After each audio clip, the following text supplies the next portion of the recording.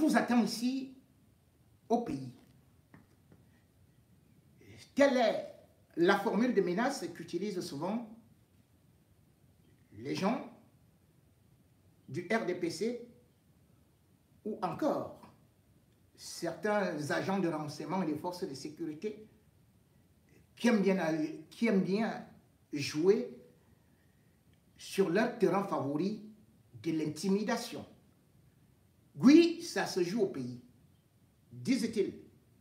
Mais curieusement, tous les débats télé au pays sont plutôt axés sur l'actualité à Paris. Oui, depuis l'arrivée de Maurice Kamto, il n'y a pas un seul plateau de télévision ou de radiodiffusion, ou même de la presse écrite, qui ne parle de la diaspora, des meetings à la diaspora, des appels à l'insurrection, ou encore, au fond, pour la déstabilisation, ou encore des relations ambiguës avec les impérialistes. Bref, des accusations pleuvent de tous les côtés, parce que le régime RDPC, voyant la mobilisation qui vient de la diaspora et cet élan de sympathie que ça peut aussi donner aux populations locales, sont donc inquiètes. Au départ, on a voulu mépriser, minimiser, mais aujourd'hui, on sent véritablement en danger. On sent véritablement le danger arriver, approcher. En 2018, on avait déjà vu comment est-ce que cette diaspora s'était levée, comme un seul homme, avec le slogan « Non au hold-up électoral ». Et cela a mis le régime Biya et même la famille présidentielle et tous les membres du gouvernement en danger, puisque finalement, ils étaient pourchassés ici, dans la diaspora. Ils n'ont donc plus pu venir prendre leur petit déjeuner avec les belles petites, venir visiter leurs locaux climatisés, venir profiter dans des restos des Champs-Élysées, aller bien évidemment faire du cyclisme et du tourisme à l'hôtel intercontinental, aller se pavaner avec toutes sortes de nanas dans des restaurants huppés. Non, ils sont aujourd'hui en train de se cacher. Preuve que tout ne se joue donc pas au pays, mais ça se joue aussi beaucoup plus dans la diaspora, où cette clique d'individus, bien évidemment, se disant très patriotes, préfèrent plutôt venir se reposer, préfèrent venir cacher leur argent, préfèrent en même temps aussi venir souvent se soigner. La diaspora a donc son mot à dire, dans la mesure où d'ailleurs la diaspora envoie des fonds consistants au niveau du pays et investit. La diaspora également soutient les politiques et particulièrement l'opposition. Parce que quand on regarde la plupart des gens qui sont partis du pays, c'est parce qu'il n'y avait pas mieux. Ils veulent donc le changement. Ils veulent avoir aussi la possibilité de rentrer pour s'investir. Ils veulent aussi avoir la possibilité de voir cette corruption rampante disparaître afin qu'ils puissent aller faire des affaires. Ils veulent aussi cet espace de liberté où ils peuvent manifester, où ils peuvent s'exprimer sans risque d'être tués ou d'être enfermés. Cette diaspora, malheureusement, est exilée et ne peut donc s'exprimer qu'à l'étranger.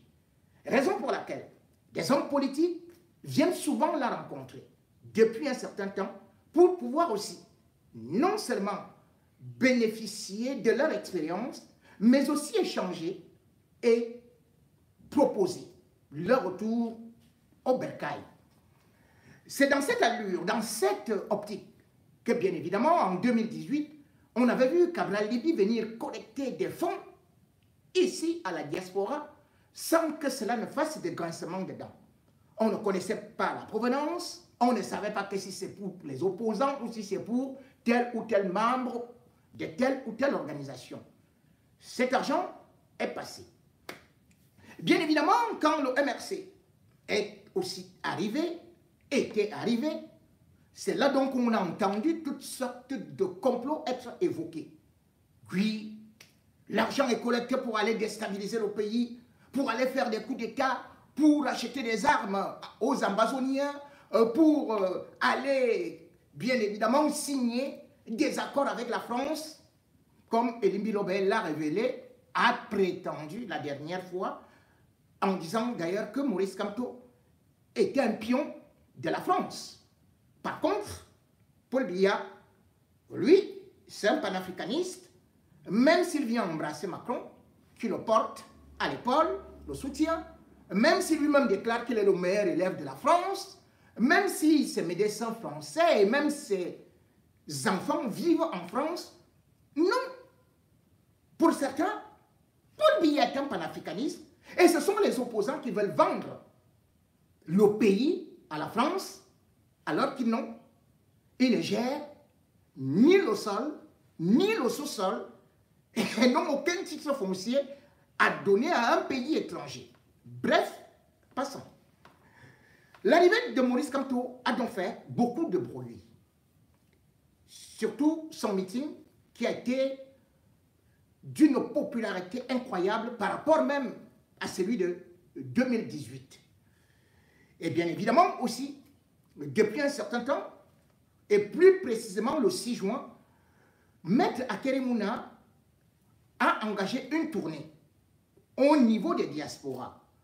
Et il devrait arriver à Paris, il l'a programmé arriver à Paris le 22 juin 2022 pour venir discuter avec la diaspora. Mais qu'est-ce qu'on a vu? Avant même qu'il ne puisse arriver, c'est celui qui va le présenter, Nkumbondo, professeur Nkumbondo, puisqu'on aime bien habiller les titres au pays, qui est donc arrivé à Paris et a organisé une rencontre avec toute la diaspora sans filtre. Il l'avait annoncé dès son départ du pays.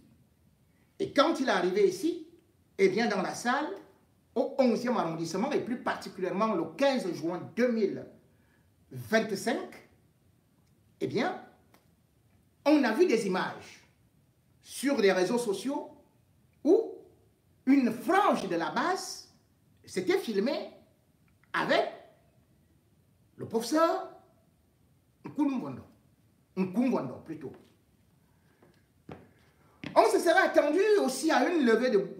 à ce qu'on peut appeler un scandale, comme le régime Biya aime bien organiser cela. On aurait pu entendre que certainement Nkumbondo était déjà aussi en train de venir acheter des armes. Que non. Cette information, elle a été prise avec des gants du côté du pays. Mais cependant, au niveau de la diaspora, ça fait des bruits. Quelle base a donc rencontré le professeur Nkumbondo? Est-ce que les membres de cette base ont été conviés à cette réunion? Et si oui, qu'est-ce que le professeur Nkumbondo et cette base ont eu à se partager? Invité sur un plateau télé au Cameroun et par téléphone, le professeur Nkumbondo, qui est donc le président d'Univers et qui va présenter le candidat Akeremouna à l'élection présidentielle d'octobre 2025, a voulu se justifier par rapport à toutes ces accusations qui peuvent désormais pleuvoir, d'autant plus que l'arrivée d'Akeremouna, bien évidemment, aussi commence à bouillonner. D'autant plus qu'on annonce un certain Elimbi Lobel. Entre la diaspora combattante et le professeur Nkumbondo, qu'est-ce qui s'est dit? Vont-ils créer une révolution? Seront-ils accusés de tentatives de déstabilisation? Bref, pour répondre à ces questions, mesdames et messieurs, je vous laisse d'abord suivre le professeur Nkumbondo, qui, je vous le dis, avait déjà annoncé qu'il devrait venir à Paris pour, bien évidemment, une causerie citoyenne. C'est comme ça qu'il avait articulé ça. Comment ça s'est passé? Je reviendrai vous expliquer dans un petit instant, le temps pour moi de laisser à l'accusé le professeur Nkoum Vondor du parti Univers et qui va porter le candidat Akere Mouna à l'élection présidentielle d'octobre 2025. Professeur Nkoum Vondor, d'abord un jingle où il annonce déjà son arrivée à Paris.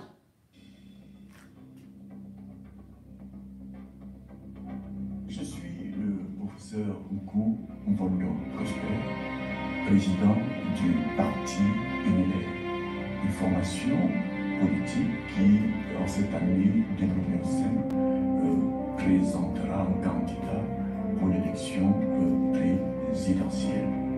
En tournée en Europe, j'entends rencontrer les Camerounais de la diaspora, précisément ceux de Paris. Pour cela, je vous invite à une rencontre le dimanche 15 juin 2025 à partir de 14h en la salle AGK. Une salle qui se trouve au 167 de Château dans le 11e arrondissement. Il suffit de prendre l'entrée à l'examen d'une direction nationale.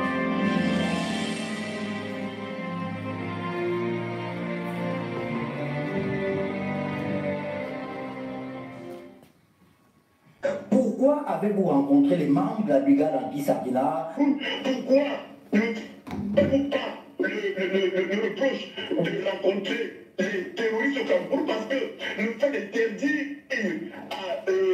aux hommes politiques de faire des manifestations publiques avec terrorisme. Non, pauvre. Non, vous ne pouvez pas. Vous ne pouvez pas dire ça. Pauvre. Est-ce que vous permettez? Pauvre. Il est force de sécurité. Utilisant habilement l'armée. Utilisant. Je vais pourtant tester la politique, ce qu'on fait n'est pas bien. Pauvre. Alors, professeur Nkoum Vondor, on parlera de ce qui est prévu dans les prochains jours. Vous avez prévu un grand meeting en France. Mais ce qui fait le tour de la toile, ou tout au moins le buzz, c'est votre photo avec les membres de la brigade anti-Sardina. Vous avez publié un communiqué hier. Pourquoi avez-vous rencontré les membres de la brigade anti-Sardina que certains considèrent au Cameroun comme une organisation terroriste? Est-ce qu'ils sont pas... S'ils sont terroristes, ça c'est le problème, ils ont à répondre des faits terroristes devant les juridictions. Mais est-ce que c'est parce que vous avez un frère terroriste que vous ne lui parlerez plus? Ce sont des Camerounais et nous allons vers des Camerounais. Je vais souvent à la prison de Kodangui, je rencontre des détourneurs de fonds publics et je leur parle. Je rencontre des criminels qui sont en liberté. Pourquoi cela ne fait pas tant de bruit? Et je ne pense d'ailleurs pas que l'image qu'on veut afficher de ces Camerounais de la diaspora est ce que moi je découvre ici. Je rencontre des Camerounais qui raisonnent bien, des Camerounais qui ont un souci pour leur pays. Je rencontre des Camerounais qui veulent participer à la vie politique de leur pays, mais qui en sont empêchés par des règles de droit scélérats et que sais-je encore. Oui, le parti Univers a rencontré une fraction, parce que la photo qui est là, c'est une fraction de la brigade anti-Sardina. Vous savez qu'eux-mêmes, ils sont en ce moment en conflit. Mais je peux vous dire que j'ai aussi discuté avec l'autre fraction de la brigade anti-Sardina. Nous leur portons le message de la paix. Nous leur disons que ce n'est pas bon de s'engager en politique par des voies violentes. Que certains veulent bien faire le buzz parce que nous avons rencontré les membres de la brigade Sardina. Pour nous, ce sont des Camerounais et nous continuerons à parler avec eux pour leur porter le même message, le message de la refondation du Cameroun, parce qu'il faut repenser le Cameroun aujourd'hui. Que certains nous reprochent cela, mais ça c'est leur problème. Et sur cette question, nous, le parti Univers et son président que je n'ai de leçons politiques à recevoir de personne. Même dans la vie, je ne pense pas qu'il y ait Camerounais qui puissent me donner encore des leçons. Souvenons-nous que je suis professeur titulaire hors échelle. Mais les Camerounais ont en image les ambassades qui ont été saccagées. Les Camerounais ont en image le drapeau du Cameroun qui a été piétiné.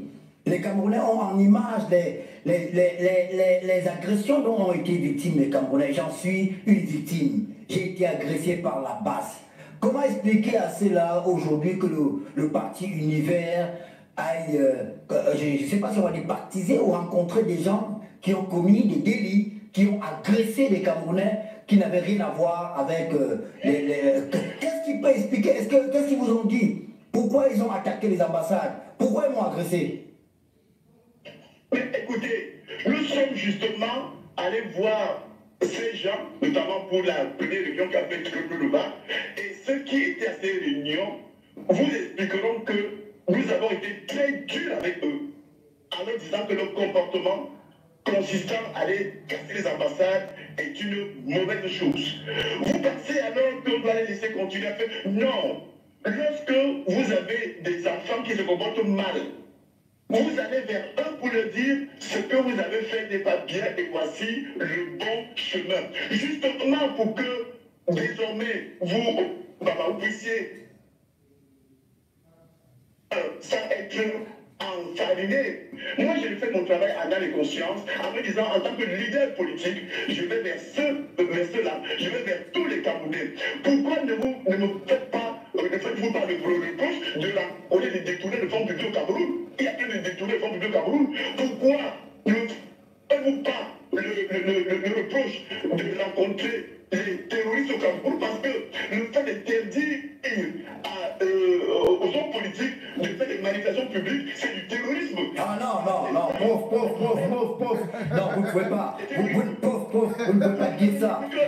Lorsqu'on veut la loi, en usage et abusement de force, vous pensez que ça s'appelle comment? Non, c'est pas du terrorisme, c'est monsieur agit au nom de la loi. Parce que vous qui rencontrez ceux qui attaquent les ambassades, qui brûlent, qui enfarinent les gens, on pourrait également vous considérer de complices des terroristes. Et complice, ça veut dire que vous également pourrez être qualifié de terroriste. Quel article du Cameroun dit que si on attaque une ambassade, c'est le fonds public, en lui demandant de lutter continuer à détourner le fonds public, je suis détourner le fonds public, mais c'est quelle logique cela, M. Obama? Non, détourner le fonds public, c'est quand quelqu'un est condamné avec un primitif. Je vous ai dit que c'est qui à Konagi, oui. Vous continuez de détourner le fonds public condamné. Est-ce que ça me fait pour autant ça me met à détourner le fonds public? Non, mais vous ne pouvez pas dire que l'administrateur civil qui agit est un terroriste. Non, Obama, toi-même tu es complice parce que Amour Belinga est accusé d'assassinat. Donc toi aussi tu es un assassin. De protection des citoyens contre ces citoyens-là, eh bien, on sème la terreur dans l'esprit de ceux qui sont appelés à manifester. On les empêche par cette terreur-là de participer à la vie politique. On tétanise les populations. C'est la définition du mot terrorisme. Ok. Il a donc parlé de la définition du mot terrorisme. Parce qu'aujourd'hui, c'est l'État où vous résidez qui doit dire si vous avez commis des actes terroristes. Aucun membre de la base n'a jamais été condamné, ou au Cameroun ou en France. Là où ils sont partis, dans une ambassade. Ils n'avaient ni les armes, ils n'ont mis ni le feu, ils n'ont tué personne. Comment peut-on parler de terrorisme? Donc toutes les manifestations qui se font en France là, on doit appeler ces gens, c'est-à-dire que dès que le Paris Saint-Germain gagne, les gens qui cassent là, ils deviennent des terroristes. Mais alors là, ce sera très très grave. La justice française n'a jamais accusé la BAS d'être des terroristes. L'État du Cameroun n'a jamais condamné les gens de la base, les militants de la base, les activistes de la base, comme étant des terroristes. Mais comment se peut-il qu'on utilise souvent ces mots comme si c'était parce que vous manifestez, parce que vous enfarinez un président de la République, comme on a enfariné Macron? Est-ce que cela a fait de ce Français qu'il est devenu terroriste? Bien au contraire, il a été libéré. Mais quand on jette des tomates sur les gens vont dans leur ambassade, ils vont manifester. Tout comme partout ici, on manifeste à travers le monde. Voilà Donald Trump. la plus grande puissance du monde. Qu'est-ce qu'on fait là-bas? Les gens ne sont pas en train de manifester. Est-ce qu'ils sont traités de terroristes? Ce qui est intéressant dans cette histoire, c'est qu'on disait que la BAS est une organisation criminelle montée par Maurice Kamto. Mais qu'est-ce que fait donc la BAS avec aussi le professeur Nkoumbondo? Pourquoi est-ce qu'ils n'accusent donc pas actuellement tel ou tel? Pourquoi est-ce qu'ils ne prennent pas? Pourquoi Tandandji ne sort pas?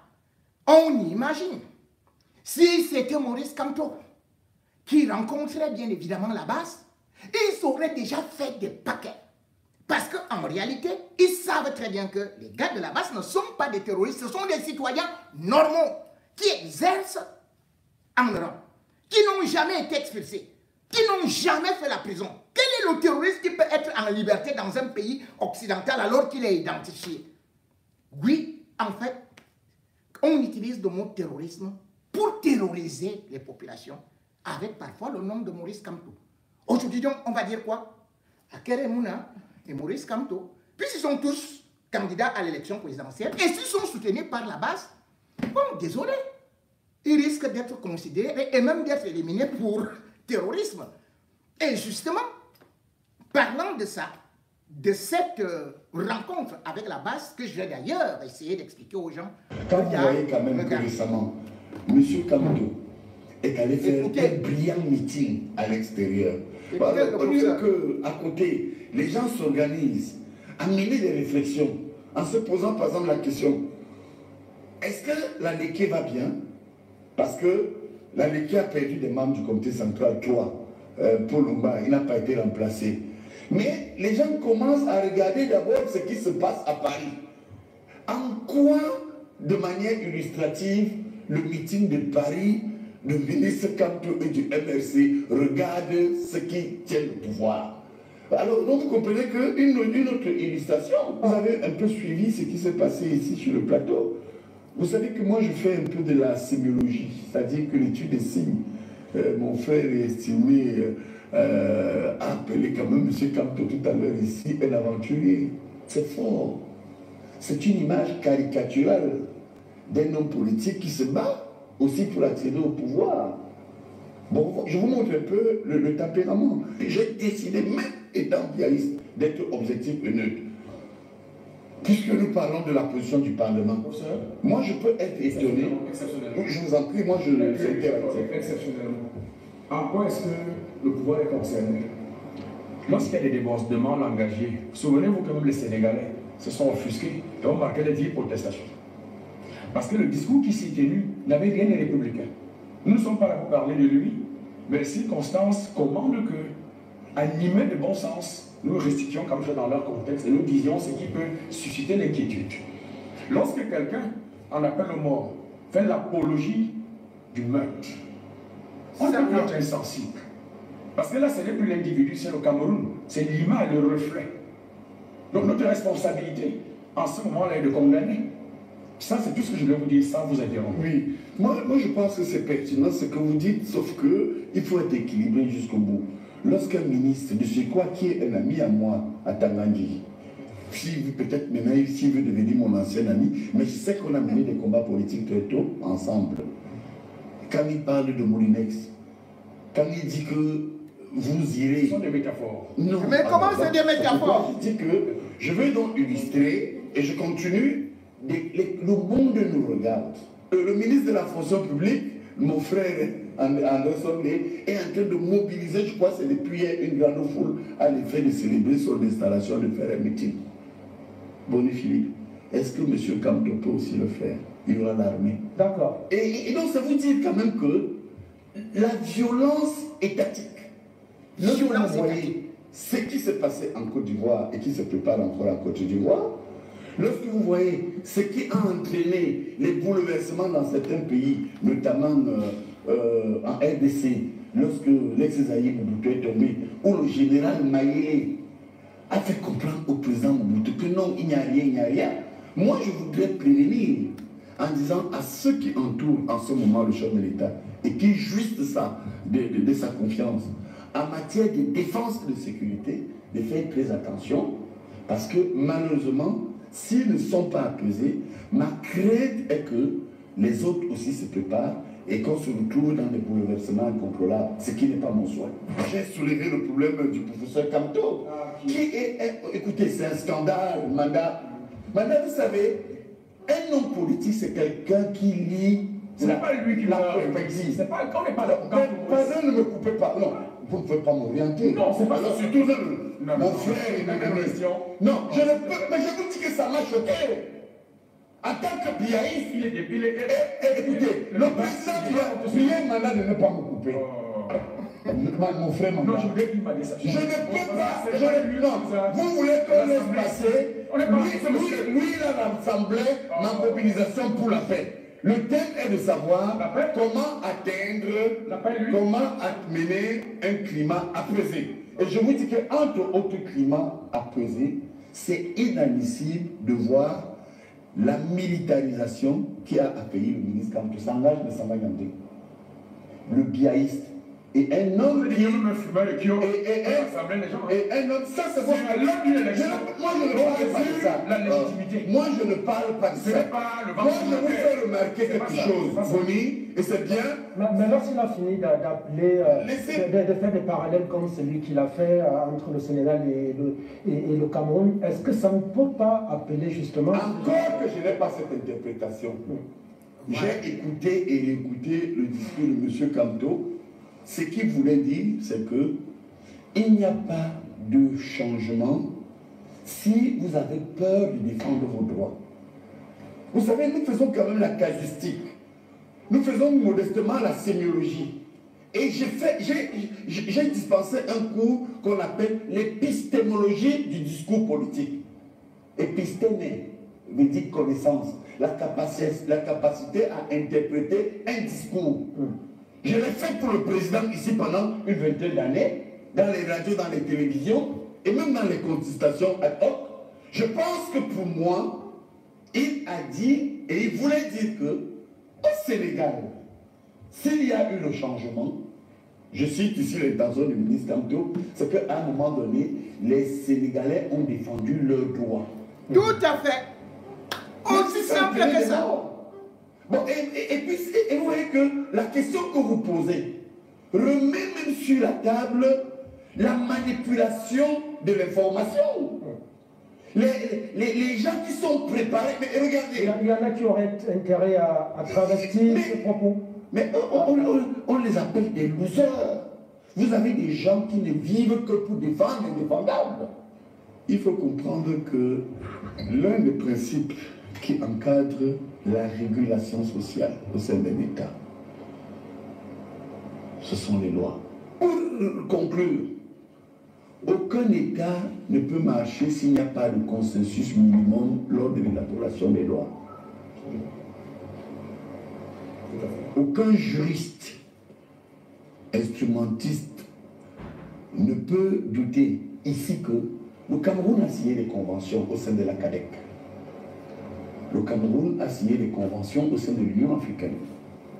Et nombreuses autres chartes et traités que je peux citer, mais le temps nous fait défaut, pour mettre en place un code ou des codes au-delà du code électoral ayant un consensus minimum.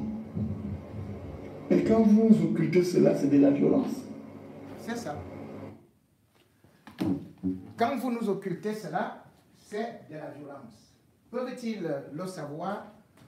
Et ils sont coupables d'avoir assassiné un très grand leader politique. Non, nous n'allons pas... Tout ce qui est arrivé avant même qu'il ne tombe malade. Joshua aussi, je ne t'ai pas encore donné la parole. Je n'essaye pas de dire... Je n'ai pas encore donné la parole à Joshua aussi. Je n'ai pas encore donné la parole à Joshua aussi.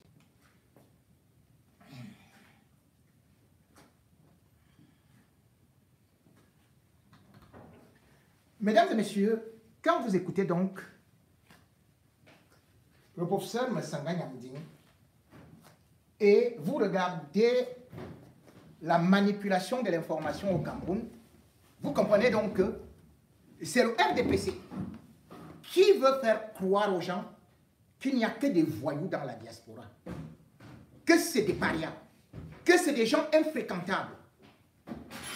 C'est le RDPC, le régime Biya, qui veut faire croire aux populations que les malheurs qui arrivent au Cameroun, la guerre au Mozo, l'extrémisme et même Boko Haram, que tout ça vient de la diaspora. C'est le NDPC qui veut faire comprendre aux gens que les armes qui entrent là-bas au pays, et même les microbes qui tuent à Yaoundé, à Douala, qui vont marcher avec des machettes, que ceux-là, ils sont financés par la diaspora.